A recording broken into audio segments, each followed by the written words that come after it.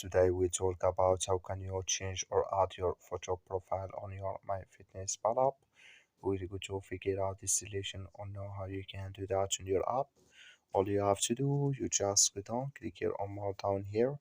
When you click here on more, it's going to take you to this list here. So then all you have to do, you just go down here. So you keep going down and you click here on settings here. So when you click here on settings, it's going to take you to this list here. Then you click here on edit profile. When you click on edit profile, it's going to take you to this list.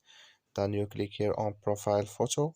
So then it's going to show for you a list like this. Then here can you take photo if you want, and here can you just choose from your phone here or your device. So then it's going to add with you, it's going to take you to your photo. Then you choose photo you want to add on your profile. That's all you have to do. Thank you for watching. Don't forget to support us by liking and subscribe.